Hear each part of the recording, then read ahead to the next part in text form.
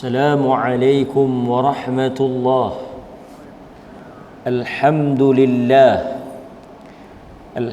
لله الذي أرسل رسوله بالهدى ودين الحق ليظهره على الدين كله ولو كره المشركون.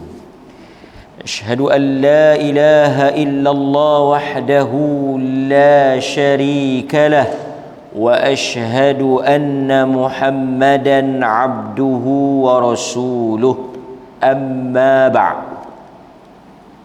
Muslimin dan muslimat, tuan-tuan dan puan-puan, hadirin hadirat, mukminin mukminat rahimakumullah, yang dirahmati dan diberkati oleh Allah Subhanahu wa taala. Syukur alhamdulillah dengan izin, pertolongan dan kasih sayang daripada Allah Azza wa Jal memberikan sekali lagi peluang, kekuatan, kesihatan dan rezeki untuk kita menyambung balik pengajian dan juga perbincangan berhubung dengan fiqhud du'a, fiqh yang berkaitan dengan doa dan zikir seperti mana yang diajar oleh Nabi sallallahu alaihi wasallam. Pada malam ini tuan-tuan, kita akan sambung tajuk pada minggu ataupun kuliah 2 minggu yang lepas, iaitu berkaitan dengan kelebihan surah ataupun ayat-ayat tertentu di dalam Al-Quran. Fadail, kelebihan-kelebihan yang dijanjikan oleh Allah Azza wa Jal apabila kita membaca, beramal dengan ayat-ayat dan surah-surah tertentu, dia akan memberikan kesan ataupun fadilat yang besar kepada pengamalnya ataupun pembacanya. Baik, kuliah yang lepas, kalau tuan-tuan masih ingat, tajuknya ialah keistimewaan ataupun kelebihan suratul Fatihah. Kita dah baca kelebihan suratul Fatihah. Dia juga dikenali sebagai sab'un mathani, 7 yang diulang-ulang. Al-Fatihah ini tidak pernah diturunkan di dalam Taurah, tidak pernah diberikan kepada mana-mana Nabi dan Rasul. Tidak ada di dalam Taurat, tidak ada di dalam Injil, tidak ada di dalam Zabur. Suratul Fatihah hanya diturunkan kepada Nabi sallallahu alaihi wasallam. Kita juga baca hadis Abu Sa'id Al-Khudri.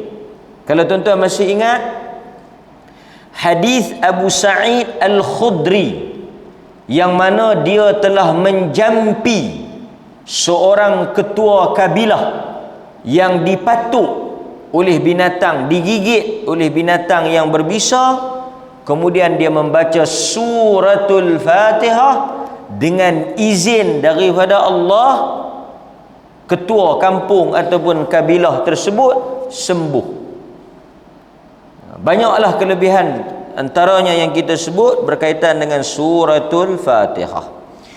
Pada malam ini tuan-tuan, kita akan membaca satu lagi kelebihan yang dibawa oleh penulis Syekh Abdul Razzaq bin Abdul Muhsin Al-Abbad Al-Badr, iaitu kelebihan ayatul kursi, kelebihan ayat kursi daripada suratul Baqarah. Mari kita tengok. Pertama, hadis yang direkodkan ataupun yang diceritakan, diriwayatkan daripada Abu Hurairah radhiyallahu anhu. Ini cerita yang masyhur, yang popular.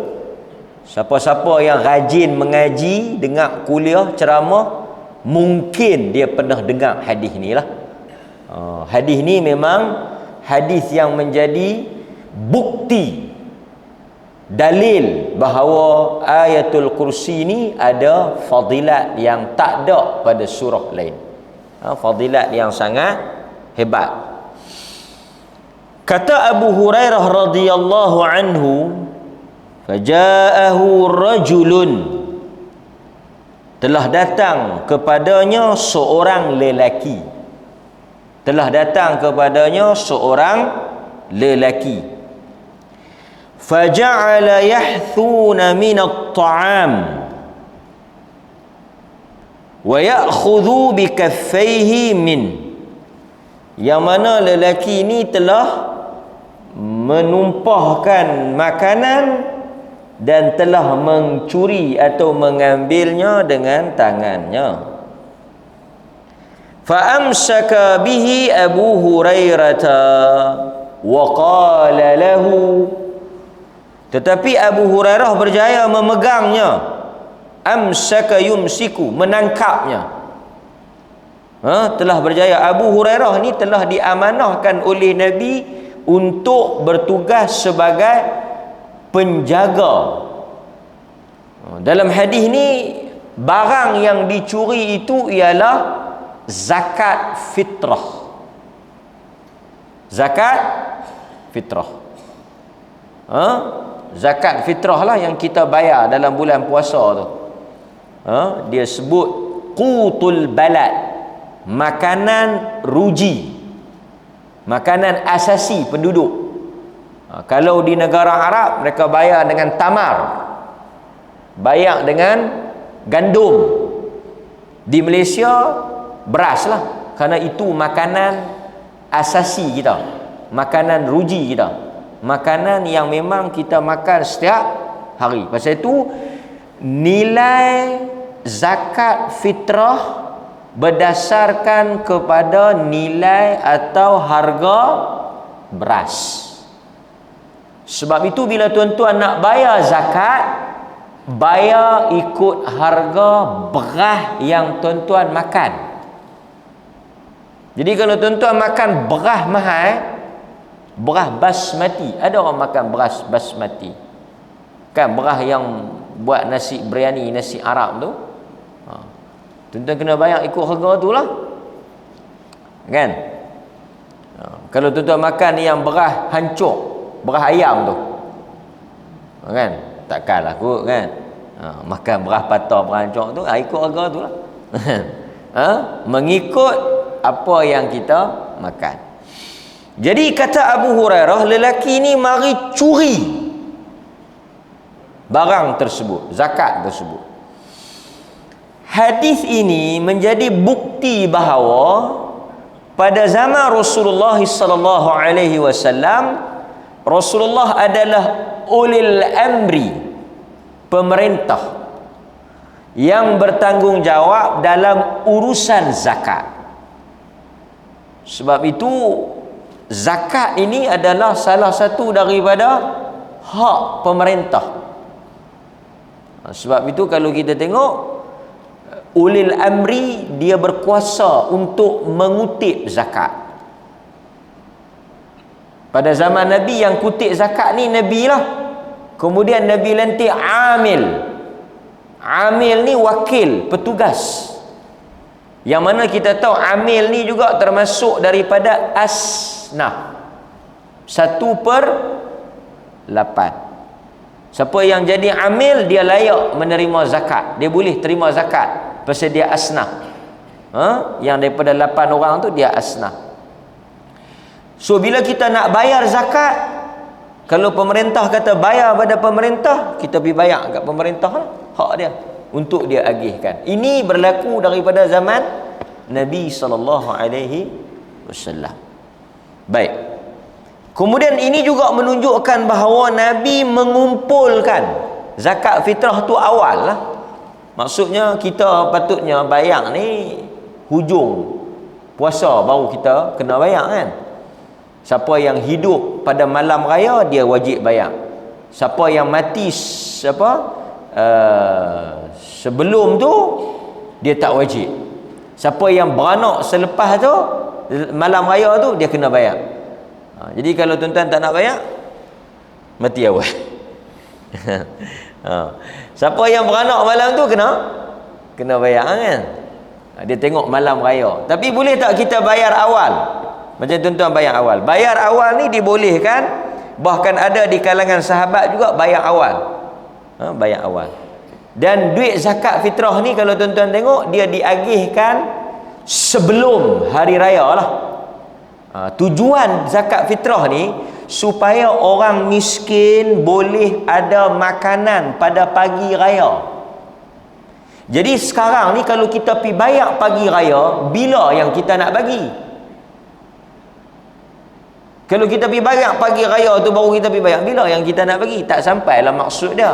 Maka dikumpulkan awal dan diagihkan juga pada fakir miskin ni awal lah dalam bulan puasa tu. Yang tuan-tuan sebut dengan istilah duit rubu'. Itu ialah duit zakat fitrah. Jadi saya menasihati tuan-tuan dan diri saya, kalaulah kita ni bukan fakir miskin, kita jangan pergi ambil lah. Sebab duit robok ni untuk orang yang fakir miskin. Duit zakat fitrah kan, 400 atau 500 tu kalau kita layak, kita pergi ambil. Kalau tu amil tu minta nama, kita tak layak, kita ada pendapatan, kita kena habaq. Saya ni tak layak sebab saya ada pendapatan, saya ada pencen ke, anak duk bagi ke, saya ni taklah susah sangat. Lebih baik. Sebab kalau kita ambil dalam keadaan kita bukan asnaf, tak layak, duit tu duit zakat. Pasal tu kita jangan pegang falsafah orang nak bagi, apa salahnya kita ambil ya. Kan? Kita kena jujur, kena jujur. Kalau kita tak layak, kita jangan ambil. Apa bab pun samalah kan. Baik. Kemudian tuan-tuan dia kata Abu Hurairah tangkap. Abu Hurairah kata la adhhabanna bika ila Rasulillah sallallahu alaihi wasallam. Tuan-tuan bila dibaca sallallahu alaihi wasallam, tuan-tuan boleh baca Allahumma salli wa sallim ala nabiyyina Muhammad. Itu juga antara amalan ataupun doa yang diajar untuk kita berselawat kepada Nabi. Bila kita sallallahu alaihi wasallam, Allahumma salli wa sallim ala nabiyyina Muhammad. Itu antara bacaan yang lebih tepatlah. Allahumma salli wa sallim. Ya Allah, selawatlah dan salamlah ala nabiyyina, ke atas nabi kami Muhammad. Allahumma salli wa sallim ala nabiyyina Muhammad. Kan? Kita dengar orang sebut nama Nabi, Allahumma salli wa sallim ala nabiyyina Muhammad. Kan? Bolehlah kita nak sebut sallallahu alaihi wasallam. Kan? Bolehlah, tetapi yang tepatnya yang sesuainya Allahumma salli wa sallim ala nabiyyina Muhammad. Kan? Selawat kepada Nabi sallallahu alaihi wasallam. Dia kata la adhhabanna bika, aku pasti, la adhhabanna, sesungguhnya aku pasti akan membawa engkau bertemu dengan Nabi.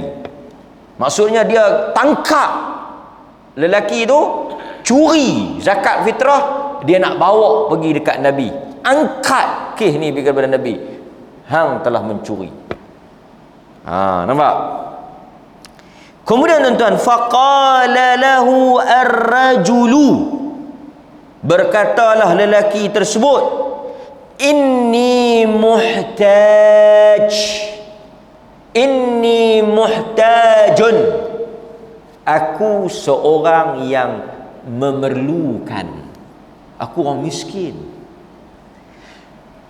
Al-Hafidh Ibn Hajar Al-Asqalani rahimahullah, dia ada sebut satu riwayat, dia kata syaitan, tapi cerita pula, ar-rajul ni, lelaki ni, dia ni miskin.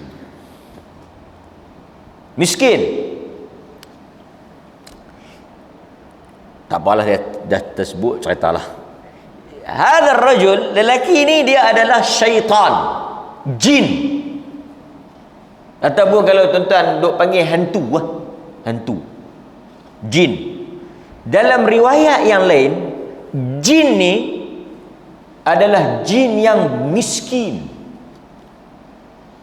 Jadi dia mai curi ni nak pergi bagi dekat geng-geng dia yang miskin.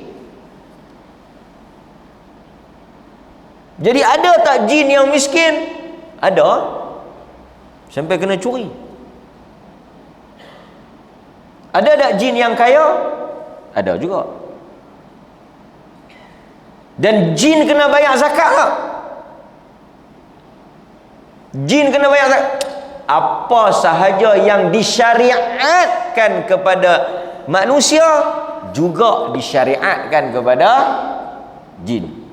Pasal Nabi kata dia, agama dia ni agama untuk makhluk yang namanya manusia dan agama untuk jin. Syariat ini terpakai untuk manusia dan terpakai untuk jin. Cuma yang membezakan kita, jin ni dia di alam ghaib, alam yang kita tak nampak. Tapi manusia ni pada alam yang nampak. Tapi dia kena salat, dia kena tutup aurat, dia kena puasa, dia kena mengerjakan haji, dia kena menunaikan zakat, dia kena buat apa yang Tuhan suruh. Pasal itu dalam Quran Allah Ta'ala cerita tentang surah jin. Tuan-tuan balik tengok dalam Al-Quran ada surah jin. Inna sami'na Qur'anan ajaba yahdi ila rushd fa amanna bih. Inna sami'na Qur'anan ajaba. Kami telah mendengar bacaan Al-Quran yang sangat ajaib. Jin dengar. Jin kata yahdi ila rushd. Dia telah menunjukkan kami kepada jalan yang benar. Fa amanna bih. Kami beriman. Makna jin ni dia dengar Quran, dia beriman. Dia beriman. Dan Nabi SAW pergi berdakwah kepada jin, seperti yang diceritakan oleh para sahabat. Satu malam mereka mengiringi Nabi, teman Nabi, tiba-tiba Nabi ghaib, hilang. Nabi pergi mana? Nabi pergi alam jin. Sahabat tak tahu. Sebab itu tuan-tuan pergi ke Mekah ada masjid jin. Pergi Mekah pergi masjid jin tak? Kalau tak pergi, jom pergi. Pergi tengok masjid jin. Jin. Jin ni dia makhluk macam kita. Ada lelaki, ada perempuan. Ada tua, ada muda, dan dia juga mati. Satu-satunya manusia yang boleh menundukkan jin, yang boleh mengarahkan jin, ialah Nabi Allah Sulaiman alaihissalam. Selain daripada itu, tak ada. Pasal itu Nabi SAW satu malam dia salat tengah malam. Jin tu mai kacau dia. Jin ni dia mai kacau Nabi tengah sembahyang ni. Dia balin macam api tu, balin dekat Nabi. Nabi duduk tengah sembahyang tu, rasa macam mai dekat dia. Dia kacau Nabi duduk sembahyang malam ni. Kita dia tak kacau lah pasal kita tidur. Tuan-tuan tak ada usaha hati lah. Dia kata aku tak pernah kacau. Macam mana nak kacau? Subuh pukul 8. Jin pun Nabi kacau. Leno derak elok kau ni, jangan pergi. Nabi manggil. Nabi kata aku nak tangkap. Nabi kata dalam hadis tu, aku nak pergi tangkap, nak pergi ikat di tiang supaya esok budak-budak boleh pergi Tenggalung main dengan dia. Tu Nabi nak buat tu. Nabi nak pergi tangkap jin tu, ikat di tiang masjid Nabi, esok ramai boleh pergi Tenggalung main dia. Tapi bila Nabi tangkap, Nabi teringat bahawa Allah telah memberikan kelebihan, keistimewaan kepada Nabi Allah Sulaiman untuk menundukkan jin, mengarahkan jin, tetapi tidak kepada orang lain. Jadi Nabi tak pergi tangkap. Pasal itu kita tengok dalam kisah-kisah sahabat, tak ada orang pergi tangkap jin. Cuma Abu Hurairah ni bukan dia tangkap jin, dia tangkap orang. Tapi jin lah, jin yang jadi orang. Boleh? Baik. Kemudian dia kata inni muhtajun, aku miskin. Macam tuan-tuan masuk orang curi tabung, tangkap dia. Dia kata dia orang miskin. Tuan-tuan pun siasat kalau miskin, tuan-tuan tolong dia lah. Pasal kita kadang-kadang tuan-tuan kena tengok juga, orang yang curi ni bukan semua orang yang jahat. Kadang-kadang memang dia memerlukan. Kan? Pada sebab itu pada zaman Umar Al-Khattab, dia tengok apa yang kawan curi. Kalau dia curi makanan, dia curi benda-benda yang ni, dia tak potong tangan. Kan? Tak kaya kalau dengan curi tin susu tin Milo sepaket tu, tak kaya. Kan? Memang dia lapang kan. Tapi kalau dia curi mah, dia curi ni kan. Saya pun orang curi mah lapang. Sejak bila kita makan mah? Kalau curi barang, pasal tu kalau kita tengok ada orang curi barang ni, bersalah lah, salah. Tapi kita kena tengok, tengok. Mungkin dia perlu. Baik. Wa alayya iyalun. Dia kata apa lagi? Dia kata wa alayya, dan aku ni ada tanggungan. Iyal, ali, aku ada keluarga, anak bini ramai ni nak bagi makan ni, tolonglah lepas aku. Abu Hurairah tak tahu, kata tu jin. Tak tahu. Sebab yang bercakap dengan dia tu manusia.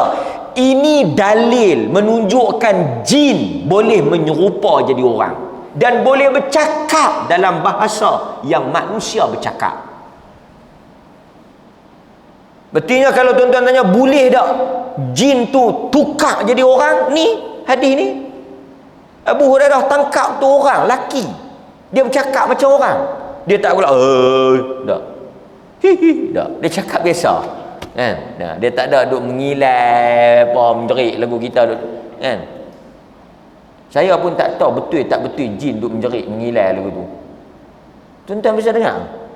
Yang bisa dengar tu pun dia pun tak bisa dengar. Dia pun dengar atas dengar. Semua cerita hantu ni bukan kawan tu yang tengok. Dia kata hang nak tahu tak, hantu ni rambut panjang, kaki dia kuku, macam-macam lah dia cerita. Muka hang nampak ke? Dok, kawan aku nampak. Hang pergi panggil kawan hang mai, tanya dia, hang nampak di mana? Dok, kawan yang duduk satu asrama saya tu nampak. Hang pergi panggil dia mai, hang tengok ke? Dok, pok saya cerita masa kecil dulu. Tok Wan, Tok Wan saya, pok dia tu yang cerita. Tok Wan hang tengok. Dok, tak ada, semua tahu orang. Tak ada lah. Habis sangat yang tuan-tuan bisa jumpa pun apa dia? Bunyi lah. Bunyi kucing kat atas. Dulu dia kata bunyi apa? Atas bumbung. Tak. Bunyi jin. Bunyi apa? Bunyi hantu. Paik pecah duk kira hantu. Kan? Jangan takutlah tuan-tuan. Tak ada lagi dalam sejarah orang mati kena cekik hantu. Baru balik Mekah, rambut pun tak tumbuh habis lagi. Takut hantu. Wali hajatun syadidatun. Dia kata aku ni orang yang memerlukan, ada anak bini dan hajat yang sangat mendesak. Artinya tolonglah, kesian dekat aku, lepaskan aku. Fatarakahu Abu Hurairah. Abu Hurairah pun lepaslah dia. Tengok kesian, cerita pun kesian, duk buat belah kesian ni. Kesian dia, pahah. Tak apalah, ambil lah. Ambil. Di kalangan para ulama kata, satu, Abu Hurairah bagi pinjam. Yang kedua, sebahagian kata Abu Hurairah tengok dia miskin, bagi sebagai zakat lah. Kan? Banyak pandangan lah kan. Jadi nak pendekkan ceritanya, Abu Hurairah lepas jin ni. Jin yang orang yang laki-laki inilah. Falamma asbaha sa'alahun Nabi sallallahu alaihi wasallam. Esok paginya bila Nabi jumpa Abu Hurairah, Nabi tanya, pelik Nabi boleh tahu. Ya Abu Hurairah, ma fa'ala asiruka al-barihah? Semalam hang tangkap laki-laki tu hang buat apa? Nabi tak ada pada masa tu, tapi bila Nabi tanya tu, Abu Hurairah, ma fa'ala asiruka? Apa yang hang buat dengan tawanan hang? Tawanan ni lelaki yang hang tangkap semalam ni, hang buat apa? Macam mana Nabi boleh tahu? Allah Azza wa Jal bagi tahulah kan. Nabi tak tahu benda ghaib, wahyu turun. Wa qad 'alima an-nabi sallallahu alaihi wasallam dhalika min al-wahy. Nampak? 'Alima an-nabi sallallahu alaihi wasallam dhalik min al-wahy. Nabi mengetahui kejadian itu daripada wahyu. Pasal Nabi tak tahu benda ghaib ni. Pasal itu kita kata tuan-tuan, manusia ada limitation dia, ada had dia. Hatta Nabi dia tak tahu melainkan wama yantiqu anil hawa in huwa illa wahyun yuha, melainkan apa yang Tuhan bagi tahu kat dia. Dia tanya hang buat apa semalam? Lelaki-lelaki tu kata Abu Hurairah, Abu Hurairah kata, faqala Abu Hurairah radhiyallahu an syaka hajatan syadidatan wa iyalan farahimtu.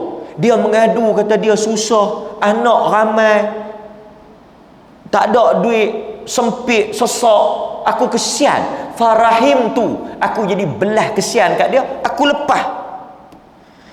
فأخبره النبي صلى الله عليه وسلم بأن هذا الآتي كاذب وسيعود ثانية. Dia muhung. Nabi kata kadzib, dia muhung. Dia bohong, dia akan mai pula malam ni. Hang tunggu tengok, dia akan mai malam ni. Fa'arafa Abu Hurairah radhiyallahu anhu annahu sayauд tasdiqan liqaulin Nabi sallallahu alaihi wasallam. Abu Hurairah pun bertugas malam yang kedua. Dia kata mesti sat lagi mai jin tu. Pasal apa? Kalau Nabi cakap mesti betul. Nabi kata hang tengok, dia akan mai pula kali yang kedua. Abu Hurairah duk tunggu, mesti dia mai. Tasdiqan. Apa makna tasdiqan? Membenarkan apa yang Nabi kata. Bila Nabi kata dia akan mai, dia akan mai. Tu betapa kuatnya iman sahabat, tak meragui langsung perkataan Nabi. Duk tunggu mai. Kali ni mai aku tangkap dia. Jaga. Kali ni tak ada cannya. Lepas tu tuan-tuan, apa yang berlaku? Dia mari kan. Dia mari wa hadatha mithlu marratil ula. Wa hadatha, telah berlaku mithlul marrah, seperti apa yang berlaku pada malam yang pertama. Apa yang berlaku juga macam itulah juga. Dia pergi duk belah kesian. Dia kata ya Bu, dia kata aku tak ada duit ni, aku kena kan. Fatarakahu. Abu Hurairah kata ish, pergi balik manusia hakikat dia tuan-tuan. Kita pasal itu bila kita doa pada Allah Ta'ala, kita merintih ilhah. Kita kata ya Rab, kita akan cerita kelemahan kita, kesusahan kita, kita menangis. Manusia ni, sebelum kita nak faham Tuhan, manusia ni dia marah macam mana pun. Kalau kita pi duk belah kesian, duk buat lembut leher, dia rebah. Dia mesti punya. Apatah lagi kalau seorang ibu ataupun ayah, anak dia teruk macam mana pun, duk mai dia tak boleh tolong sikit apa. Muhung 3-4 kali lah, dia bagi dia. Kan? Kita pun bukan tak tahu, kata kawan kita tu memang tak boleh percaya, tapi dia duk mai dia tahankan. Aku ni ada Allah dengan hang ya. Aku tak tahu nak pergi mana dah. Kalau hang tak tolong aku tak ada kelam hidup aku. 3 hari dah aku ni tak makan apa, duk belai aku so. Kita pun dengar cerita dia tak makan ni, daripada kita kawan dengan dia muda-muda tu, sampai ketua tak makan tapi duk hidup tu. Dalam duk kena, bini kita duk kata, abang bagi pula aku kesian. Tapi bila dia balik, ish, dia ni memang burung. Dia kata marah tu macam tak mau bagilah, tapi bagi juga. Lembut hati, tabiat manusia. Sebab itu Allah dia suka bila kita merintih, kita merayu, kita cerita, kita menangis, mengadu kepada dia. Dia suka. Hatta manusia apabila kita pi duk tolong saya, walaupun kita kena dengan dia 2-3 kali dah kan, jangan tuan-tuan lah, duk terkena 2-3 kali pun tak berubah juga kan. Umum tak ada kena-mengena apa tajuk umum. Kerana manusia tu puluhan orang kata apa tuan-tuan, bahasa kita kerah apa tu Imam? Tengok tu Imam, dia mesej tu Imam, dia nak nikah banyak. Dia macam mana tu Imam, tak apa ni, orang perempuan ni kerah nasi. Awal tu dia angin dah, lama-lama dia lembut. Tu Imam tu pun tak try lagi, cakap ya, bukan tu Imam ni, tajuk dia umum kan. Demikian manusia. Apatah lagi kalau kita pipi kita terus kata. Pasal tu tengok, apabila Adam alaihi salam, Quran cerita Adam lawan Tuhan, wala taqraba hadhihi syajarah. Quran bagi very clear direction, jangan. Sebelum tu Quran kata apa? Uskun anta wa zawjukal jannah wa kula minha haitsu syi'tum ragada. Tuhan kata makan, hidup, nikmati apa yang ada.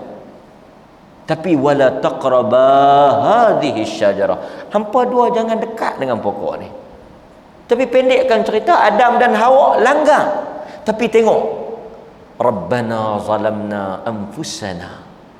Mula-mula sebelum mereka nak cakap dengan Allah, mereka kata apa? Rabbana zalamna, wahai Tuhan, kami telah menganiaya, kami yang salah, kami yang zalim, kami yang buat benda tu, kami mengaku. Wa illam taghfir lana wa tarhamna, kalau kau tak ampun, kalau kau tak tolong, kalau kau tak terima taubat kami, fatakunanna minal khasirin, maka jadilah kami orang-orang yang rugi. Tuan-tuan tengok doa Nabi Yunus alaihi salam. Nabi kata apa? Siapa-siapa yang baca doa saudaraku Yunus, tidak ada masalah dan tidak ada apapun perkara melainkan Tuhan akan tolong dia. Baca la ilaha illa anta subhanaka inni kuntu minadh zalimin. Nabi kata siapa yang baca doa Yunus ni, doa Nabi Yunus ni, dia ada masalah besar lagu mana, berat lagu mana, gelam, gelemat, tak nampak jalan keluar, la ilaha illa anta subhanaka kuntu minaz zalimin, Tuhan akan angkat masalah tu. Tak ada masalah yang Tuhan ni yang tak boleh diangkat. Tapi dalam tu bukan kita minta apa-apa. Tuan-tuan minta apa tak? Tuan-tuan hanya kata la ilaha illa anta, tidak ada Tuhan melainkan engkau ya Allah, subhanaka, maha suci engkau, kuntu minaz zalimin, aku orang yang zalim, aku orang yang menganiaya diri aku sendiri. Tuhan suka kita mengaku, Tuhan suka kita merintih tu lagu tu, Tuhan suka perkataan tu. Nampak? La ilaha illa anta subhanak. Allah Ta'ala bagi kita satu ujian, kita banyakkan la ilaha illa anta subhanaka inni kuntu minaz zalimin. Semua tuan-tuan tengok zikir-zikir Nabi, semua zikir-zikir Nabi, semua zikir-zikir kalau kita dengar bahasa dia cantik. Hasbiyallahu la ilaha illahu, cukuplah Allah untuk aku. Hasbiyallahu la ilaha illahu, cukuplah Allah untuk aku tak perlukan orang lain. Alaihi tawakkaltu, kepadanya aku berserah, kepadanya aku bergantung. Nampak? Cantik ayat-ayat tu. Kita mengaku, memujuk, merintih kepada Allah. Bacalah tuan-tuan. Kan? Baca. Baik. Kita sambung. Dia merintih, dia merayu, dia duk belah kesian, minta kesian dekat Abu Hurairah. Abu Hurairah pun lepas dia. Macam yang kali yang kedua. Esoknya Nabi tanya lagi. Macam mana? Lepas juga. Nabi kata kali ketiga dia akan mai. Nabi kata dia bohong, malam ni dia akan mai. Kemudian tuan-tuan, dia mari malam yang ketiga. Pendekkan cerita, dia mari malam yang ketiga. Malam yang ketiga Abu Hurairah putus dan tekad, kali ni tak ada. la arfa'annaka ila Rasulillah sallallahu alaihi wasallam wa hadha akhir 3 marrat annaka tad'um la ta'ud thumma ta'ud. Abu Hurairah kata malam ni tak boleh. Kali pertama aku dah pergi can, kali kedua aku pergi can, hambur hamai juga. Kali ketiga, kali ni aku akan angkat la arfa'annak. Aku akan bawa hang menghadap Nabi sallallahu alaihi wasallam. Faqala ar-rajul, maka berkatalah lelaki tadi ni, faqala ar-rajulu in taraktani, kalau hang lepas aku, malam ni dia lain sikit. In taraktani a'limka kalimat yanfa'uka Allahu biha. Kalau kau lepas aku, malam ni aku akan bagi satu kalimat, beberapa perkataan, kalimat yang Allah Ta'ala akan memberikan kebaikan dan manfaat. Macam ni lah, timbal balik lah. Lepas aku ajak hang. Fasa'alahu Abu Hurairah radhiyallahu anhu an tilkal kalimat. Apa dia? Hang nak ajak apa dia? Dia tanya, fa akhbarahu annahu idza ati. Dia kata, kalaulah engkau mendatangi ila firashihi linnum, pergi nak tidur. Tuan-tuan tengok. Ayatul Kursi ada beberapa tempat dalam beberapa hadis Nabi suruh kita baca. Sekali saya akan sebut hadis-hadis yang lain secara ringkas lah. Tapi first dalam hadis yang panjang ni, firash. Artinya bila kita nak pergi tidur. Bila kita nak pergi tidur. Dalam sebahagian riwayat, isteri Nabi Aisyah radhiyallahu anha cerita, Nabi ni bila dia nak tidur, dia akan tiup. Lepas tu baru dia baca. So tuan-tuan boleh amal. Lepas tu tuan-tuan baca, lepas tu Nabi sapu. Sapu semua anggota. Ni tiup dulu, lepas tu baca, lepas tu sapu. Masa nak tidur, yang ni salah satu yang tuan-tuan boleh baca, Ayatul Kursi. Baca. Tuan-tuan tengok, yang ni bagus ya. Lelaki ni, syaitan ni, dia ajak, tapi dia sendiri tak amal. Menunjukkan apa? Dengar. Bukan semua orang amal apa yang dia tahu dan amal apa yang dia ajak. Kadang-kadang kita ajak orang, kita habaq ke orang, tapi kita belum tentu amal. Tapi kita janganlah kata, ustaz buat tak? Tak. Sama macam kisah Abu Hurairah. Tak boleh lah. Saya nak habaqnya, saya nak habaqnya tuan-tuan, menyampaikan ilmu, mengamalkan ilmu, dua perkara yang berbeza. Dan kita yang mendengar tak boleh guna hujah, dia bukan buat pun, dia tak buat, itu urusan dia, dia akan jawab lah.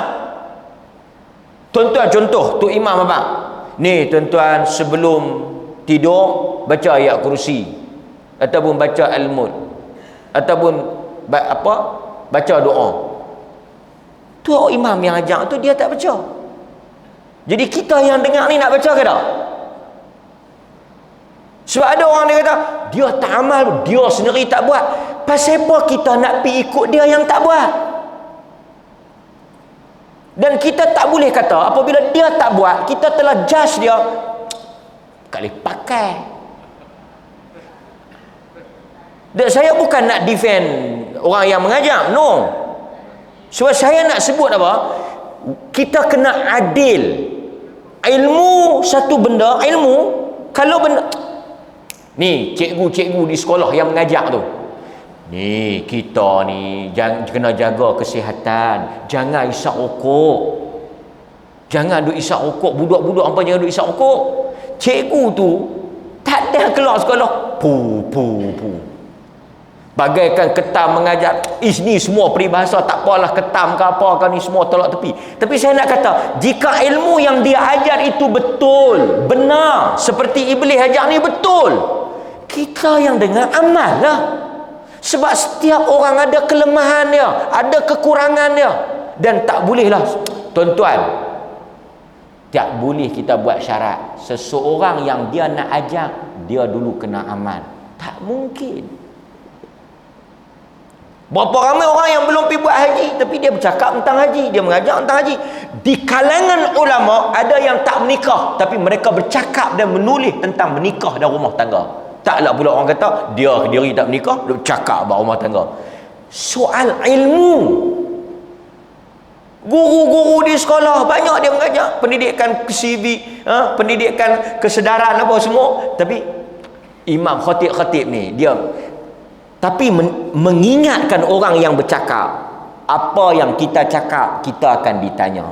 So kita berusaha untuk buat. Tapi saya nak nasihatkan yang dengar ni, yang dengar ni tak payah duk kira hak yang cakap tu. Ilmu dia ajar tu betul, amal. Ilmu yang dia ajar tu betul, kena dengan Quran dan sunnah, amal. Kalau dia tak amal sekalipun, pasti ada benda sunat. Tuan-tuan, malam ni tajuk mayang duha, saya tak ajak kot. Awak pula ustaz, saya tak buat. Nanti saya nak tengok mayang apa yang saya duk buat. Kalut kita. Ajar ilmu, sampaikan dulu. Kan? Bukanlah saya nak, tapi hakikatnya bila kita ajak, tanggungjawab pada kita untuk beramal. Kan? Okey.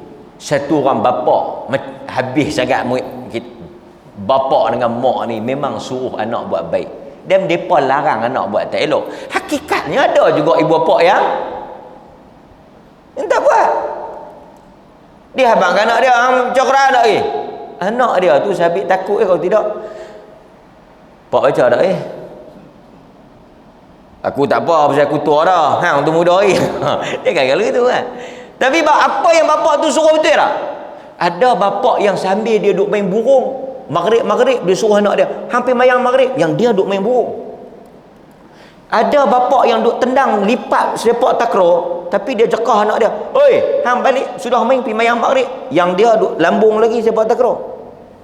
Tapi apa yang dia tegur tu betul tak? Betul.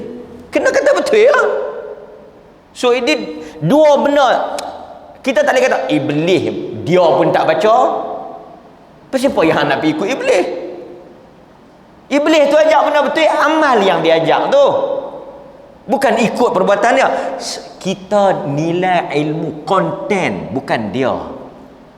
Okey, masalahnya apabila manusia ni taksub pada batang tubuh orang ni. Kita bukan taksub pada diri dia, kita taksub pada ilmu dia. Yang tu baru betul. Taksub pada ilmu dia, bukan pada diri dia. Kalau tuan-tuan taksub pada orang, saat ni tuan-tuan tahu panggil dia sebenar, tuan-tuan perah. Tuan-tuan perah. Saya taksub ilmu dia tak apa, pasal ilmu tetap betul ya. Orang tak betul.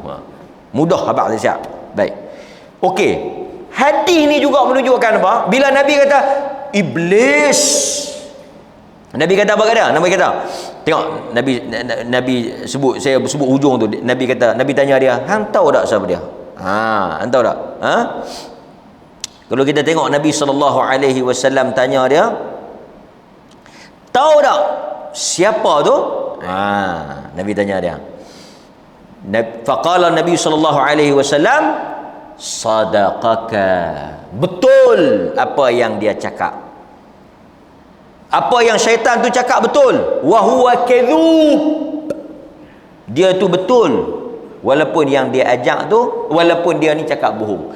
Apa yang saya nak sebut pada tuan-tuan, siapa pun ajak kita, kalau benda betul kita kena mengaku, walaupun daripada musuh kita. Ini prinsip adil, munsif dia panggil, orang yang insaf. Kita jangan ada satu perasaan, Quran kata apa? Tuan-tuan, ni umum. Mana-mana pok dia akan sokong pok dia. Kullu hizbin bima ladaihim farihun.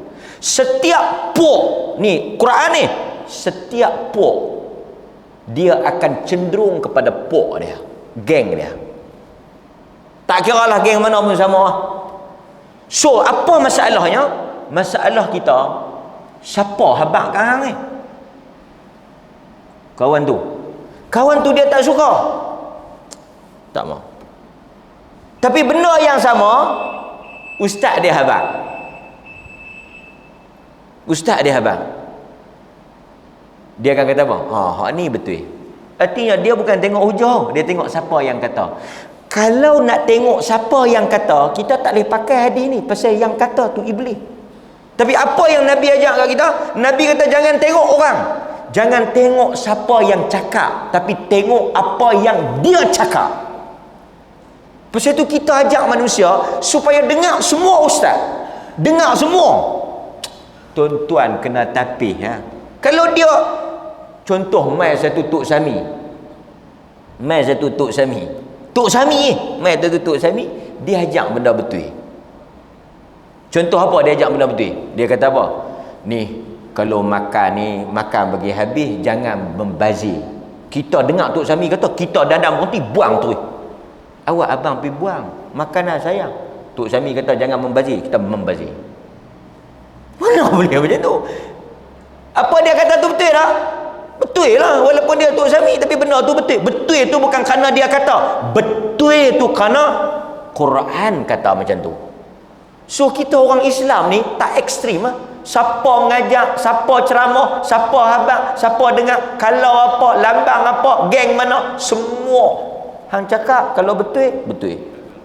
Senang hidup lagu tu. Ini hidup nak siapa kata belah nu, tak mau. Tu yang ada gambar kan, siapa kata geng kita, okey. Kalau lagu tu tuan-tuan jenuh. Bila kita kata hadis ni palsu, depa ni semua palsu. Tata tok guru dia pula kata hadis tu memang palsu. Memang tak boleh pakai hadis ni. Jenuh dia. Dia nak tunggu tok guru dia kata juga. Ini dia panggil ta'assub. Nabi ajak Abu Hurairah boleh baca. Abu Hurairah tak kata Rasulullah ni iblis. Iblis ke tak iblis ke? Benda tu betul. Wih, ni benda besar tuan-tuan. Prinsip. Kita azan dulu, sekejap lagi kita sambung akhir hadis ni insya-Allah taala.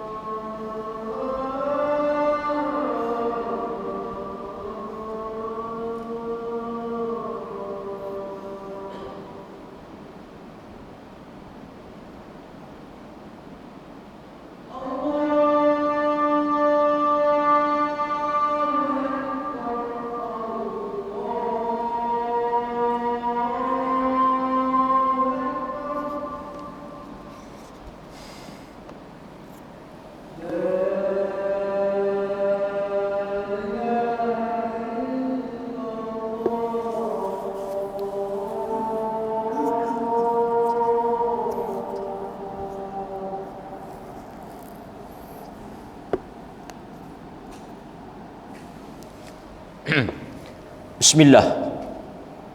Kali yang ketiga ni dia ajak dekat Abu Hurairah, dia kata fa akhbarahu, dia bagi tahu dekat Abu Hurairah bila pergi nak tidur lil naum falyaqra ayatul kursi. Dia kata bacalah ayat kursi. Dia ajak. Baik. Kemudian tuan-tuan hadirin mukminin, dalam hadis ni juga Nabi SAW bila kita tengok pada keesokan harinya, dia tanya dekat Abu Hurairah radhiyallahu an. Yang kali yang ketiga ni baru Nabi SAW bagi tahu kata yang tu adalah syaitan. Nabi tanya, kau tahu tak siapa yang bercakap dengan kau 3 malam berturut-turut tu? Nabi kata itu adalah syaitan. Baik. Tapi walau bagaimanapun Nabi telah bagi pengakuan. Yang Nabi kata dia bercakap benar di dalam tajuk itu, walaupun pada adatnya dia adalah seorang pembohong. Jadi maksudnya ada kemungkinan orang yang bercakap bohong ni 1-2 keadaan dia mungkin boleh cakap betul. Kan? Faqala Nabi sallallahu alaihi wasallam. Kan? Nabi kata, "Sadaqaka fi ma qalahu fi ayatil kursi wa huwa kadhub wa min 'adatihi al-kadhib." Nabi kata dia ni memang kebiasaan syaitan. Dia cakap bohong. Tapi dalam tajuk tu kita kena mengaku dia cakap betul. Kelebihan dia apa? Sesiapa yang membaca ayatul kursi sebelum dia tidur, wala yaqrabuhu syaitanun, maka dia tidak akan tulal lail, dia tidak akan dihampiri, diganggu oleh syaitan sepanjang malam hatta yusbih, sehinggalah ke pagi. Sehingga ke pagi. Yang ni diberitahu sendiri oleh syaitan tadilah, kan? Dalam apa yang diajak kepada siapa? Abu Hurairah radhiyallahu an. Baik. So kita nak tengok sedikit beberapa tempat selain daripada ayatul kursi yang tuan-tuan boleh baca selain daripada kita ketika mana nak tidur. Baik, antaranya kalau kita tengok di dalam riwayat-riwayat yang sahih, satu, ketika pagi dan petang. Ketika pagi dan petang daripada Ubay bin Ka'ab. Yang ni tuan-tuan baca masa zikir pagi dan zikir petang. Daripada Ubay bin Ka'ab daripada Nabi sallallahu alaihi wasallam, "Idza qara'atha ghudwatan ujirat minna hatta tumsiya, wa idza qara'atha hina tumsi ujirat minna hatta tusbiha." Barang sesiapa yang membacanya ketika waktu pagi, Allah akan memeliharanya daripada sebarang gangguan hinggalah hatta tumsi, petang. Sesiapa yang membacanya pada waktu petang, ayat ni subuh dengan asar, lepas pada subuh. Pasal tu kalau tuan-tuan tengok timing dia cantik. Lepas subuh tak ada semayang, kita tak boleh semayang, haram salat, kecuali di tanah haram. Kalau siapa-siapa pergi Mekah, tanah haram, tak ada larangan, dia boleh salat pada waktu bila-bila dia nak salat. Tapi lepas pada pagi ni ada masa sikit zikir pagi. Saya selalu duk tekankan zikir pagi ni. Macam tuan-tuan nak keluar pagi kan, pakai mask, pakai sanitizer apa semua tu, macam itulah kita nak keluar pagi, kita baca zikir pagi. Allah Ta'ala lindung kita. Petang lepas asar tengok tak ada semayang, tak ada semayang sunat. Pasal apa? Pasal dia punya timing tu nak zikir. Jadi kita duduk sat, kalau tak boleh duduk lepas semayang, tak boleh duduk, masa kita keluar tu kita baca sambil bawa kereta apa semua, baca. Kita bukan semua orang ada free pagi urusan macam-macam, masa bawa kereta baca. Dia tak syarat kita mesti duduk lekat di situ baca, tak. Tuan-tuan boleh baca sambil bergerak kan. Baik, siapa yang baca pada waktu petang akan dilindungi sehingga kepada esok, keesokan paginya pada waktu subuh. Hadis yang diriwayatkan oleh Al-Hakim. Kemudian kalau kita tengok tadi yang hadis yang kedua tadi ni sebelum tidur. Yang ketiga setelah selesai salat 5 waktu. Sekali tuan-tuan habis sembahyang isyak, tuan-tuan baca macam yang dalam zikir kuning tu ada, dia bubuh tu, zikir kuning tu. Daripada Abu Umamah radhiyallahu an, dia berkata bahawa Nabi sallallahu alaihi wasallam bersabda, "Man qara'a ayatal kursi fi dubur di penghujung kulli salatin maktubah." Sesiapa yang membaca ayat kursi selepas daripada sembahyang fardu, lam yamna'hu min dukhulil jannah illa an yamut, tidak ada yang menghalangnya daripada masuk syurga melainkan mati. Artinya kalau dia mati, dia masuk syurga. Pasal apa dia tak boleh masuk syurga? Pasal dia tak mati. Tu yang kata yang menghalang dia daripada masuk syurga tu mati. Tuan-tuan baca subuh, tuan-tuan mati pukul 10 masuk syurga. Tapi jangan duk pergi cari mati pula. Baca-baca ayat kursi tak mati. Dia kata aku tak boleh. Baca ayat kursi nampak trailer pergi berdiri. Yang ni ayat kursi pun tak boleh tolong. Kan? Artinya takdir. Kita dilarang minta mati. Tapi kalau kita berhajat untuk mati pada tempat-tempat yang baik, keadaan yang baik, boleh. Umpamanya tuan-tuan doa supaya Allah Ta'ala mengambil nyawa tuan-tuan dalam keadaan tuan-tuan di tempat yang baik, boleh. Tuan-tuan pergi umrah Mekah, Madinah. Sebab itu saya, wallahu ta'ala alam, siapa-siapa yang pergi Mekah, Madinah, jangan takutlah nak mati. Bagus mati di Mekah tu. Dia kata aku pergi ni sayau kot tak balik. Bagus lah. Hang mati di Madinah, beranak di Gua Gajah, hang mati di Madinah, oi, habis meter. Tanam pula di bakit.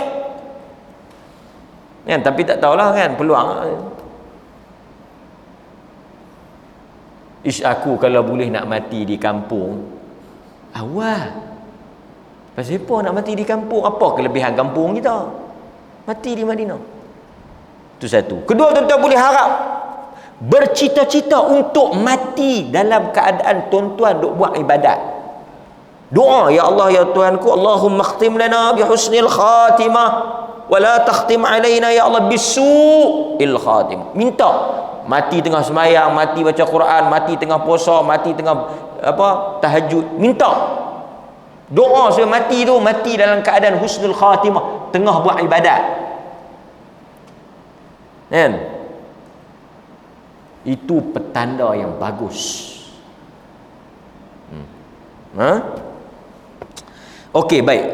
Berikutnya, itu antara apa yang disebut di dalam hadis Nabi sallallahu alaihi wasallam. Baik. Mudah-mudahan tuan-tuan semua dapat mengamalkan ayatul kursi. Cuma Dia kata kadang-kadang ustaz duk baca tapi tak berapa nak jadi ya. Baca tu baca tapi tak berapa nak jadi. Bukan tak apa nak jadi, kadang-kadang satu orang baca jadi, satu orang baca tak jadi. Tuan-tuan, yang pertama kita kena tahu Nabi tak bohong. Bila tak jadi tu bukan pada Nabi. Nabi macam mana dia boleh habaq kata hantu tak kacau. Aku semalam baca sampai berapa kali baca tak larat baca tapi kacau. Kan? Ada orang yang jenis dia main tidur, dia main tindih kan. Hantu ni macam-macam dia boleh buat. Dia main tindih ke, dia main gigit ke, dia boleh kacau lah. Main buka lampu, tuan-tuan tutup dia buka. Tuan-tuan buka dia tutup. Kan? Lepas tu dia tahu pula tuan-tuan jenis penakut. Ni tuan-tuan, hantu ni macam kita lah. Kita kenal kawan kita tu jenis penakut. Kita syok lah nak apa? Ngusik dia. Kita tahu dia jenis penakut, kita pun pakat ngusik dia, berterkencing kawan tu. Puas kita syok. Macam tu hantu. Lagi dia tahu tuan-tuan tu penakut, lagi dia mengusik. Cuba kalau tuan-tuan jadi lagu umat. Hamai yang silap air bulan lah. Silap air bulan makan penampak. Dia bagi berani sikit dia. Tengok dalam Quran kata apa? Wa annahu kana rijalun minal ins ya'udzuuna bi rijalin minal jin. Syaitan ni dia dengar manusia minta berlindung daripada dia. Dia dapat tahu kata depa takut. Quran kata syaitan ni dapat tahu kata kita ni takut, dia pun lagi seronok. Nampak? So jangan takut. Jangan takut. Kan? Tapi macam Ramli jangan takut, dia kata tengok aku tak takut, dia dia perasaan kan. Okey, apa sebab tuan-tuan baca kadang-kadang dia tak jadi? Doa ke, zikir ke, apa ke? Tuan-tuan tengok ada satu riwayat. Al-Imam Al-Hafidh Ibn Kathir rahimahullahu ta'ala, dia bawa satu riwayat daripada Abdullah bin Mas'ud dalam tafsir ketika menghuraikan ayat surah Al-Mu'minun ayat 115, 116, 117, 118. Ni tulis ni. Al-Mu'minun 115 sampai 118. Dia dengar cerita dia. Abdullah bin Mas'ud dia jumpa satu orang yang ditimpa penyakit. Siapa dia yang jumpa? Abdullah bin Mas'ud. Dia jumpa satu orang yang kena penyakit. Lalu Abdullah bin Mas'ud ni pun baca apa? Al-Mu'minun 115 sampai 118. Buih kat kawan tu, jampi kat kawan tu. Apa yang berlaku? Lega. Dalam riwayat tu kata lega. Lega. Kemudian tuan-tuan, bila cerita ni sampai dekat Nabi sallallahu alaihi wasallam, Nabi tanya dekat dia. Dia baca ni, uzun. Surah Al-Mu'minun tu ayat 115 tu kan. Dia baca fata'ala Allahul Malikul Haq tu, dia baca di telinga kawan yang sakit tu, dia lega kawan tu. Jadi cerita ni sampai dekat Nabi. Nabi sallallahu alaihi wasallam tanya dia, hang baca apa? Nabi tanya, hang baca apa? Bimadza qara'ta? Nabi tanya, bimadza qara'ta? Apa yang kau baca? Apa yang kau baca? Abdullah bin Mas'ud bukan dia tahu, dia baca. Dia baca. Saat lagi tuan-tuan, ayat ni untuk apa? Dah. Dia baca. Dia spot baca. Nabi, bimadza qara'ta? Kau baca apa? Dia pun bagi tahu lah, fa akhbarahu, dia baca. Dia kata baca surah Al-Mu'minun 115, baca sampai 118. Nabi kata ini dia punya jus dia. Ini dia punya inti dia. Apa dia? Nabi kata, wallazi nafsi biyadihi law anna rajulan. Ni siapa-siapa yang nak baca tak jadi ni dah jawapan dia. Pasal apa yang kita baca tak jadi, orang lain baca jadi? Law anna rajulan muqinan. Nabi kata mana-mana manusia yang apabila dia membaca mana-mana ayat Al-Quran muqinan, dalam keadaan dia yakin, tawakal, dia bergantung, dan dia betul-betul serah diri kepada Allah. Dia baca betul-betul bacanya. Dia baca dengan yakin, dengan iman, dengan tauhid, dengan ikhlas, dengan tawakal, dengan gantung, muqinan dia baca. Kata Nabi SAW, kalau dia pergi baca dengan muqinan, dengan yakin tu, dia pergi baca dekat bukit, bukit pun hancur. Kalau pergi baca dekat bukit, bukit pun hancur. Artinya apa? Dia bukan duduk, maksudnya kita pergi suruh kau untuk baca, kau ni baca, tak. Dia orang yang baca itu sendiri mesti yakin. Jadi sebab itu saya cerita dekat tu, ingat tak cerita hantu Dr. Radhi tu? Ingat tak lagi cerita hantu Dr. Radhi tu? Kan? Dia baca surah apa? Dia pergi mengunjung, bukan mengunjung, pergi ziarah satu orang sakit tu. Dia pergi baca, saya pun lupa surah tu. Dia pergi baca surah tu. Dia kata yang dia pergi baca surah tu pasal apa? Ingat tak? Dia buka-buka Quran, kebetulan surah tu. Kawan ni sakit punya lama dah, tak mati-mati kan. Pergi panggil dia, dia pun pergi buka-buka, kebetulan surah tu dia baca. Baca. Dia tutup. Esok depa habaq kata mati dah kawan tu. Artinya apa? Saya nak bagi tahu, tuan-tuan kadang-kadang ambil Quran, tak tahu ayat mana nak petik, tak tahu ayat mana nak baca, tak tahu ayat mana nak kod. Itu bukan masalah yang besar. Ambil mana-mana ayat Quran, baca dengan yakin, dengan betul-betul tawakal. Nabi kata bukit pun hancur. Ibn Kathir bawa riwayat ni. Saya nak habaq apa? Duduk di mana? Kita kadang-kadang dengar orang petua ayat ni, orang petua ayat ni, orang kata ayat tu untuk penyakit ni, ayat tu untuk penyakit ni. Kebanyakannya tak ada dalam hadis. Tapi kita tak kata salah, kita tak kata tak boleh baca, kita tak kata tak betul. Jangan silap faham. Boleh baca. Dia kata ayat ni, depa kata habaq kalau naik ketui angin boleh baca. Saya tak tahulah ayat tu untuk ketui angin ke, ketui ayak ke, ketui apa ke, saya tak tahu. Tapi kalau Quran baca yakin, apa ketui pun lega. So ini yang kita, satu ayat tu kursi, satu orang baca dengan ikut suka, baca lebih kurang, baca pasal baca, tak jadi ya. Tapi kalau dia baca pasal tu zikir kita habaq kan. Tuan-tuan duk baca lepas sembahyang. Subhanallah, subhanallah, baca bagi elok-elok. Jangan duk kalut. Allahu akbar, Allahu akbar, Allah.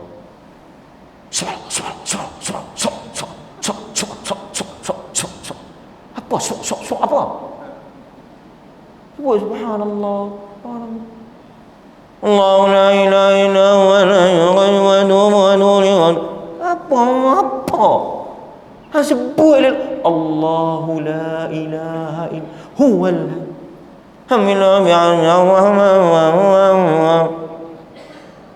baca bagi elok, bagi tertib supaya benda tu.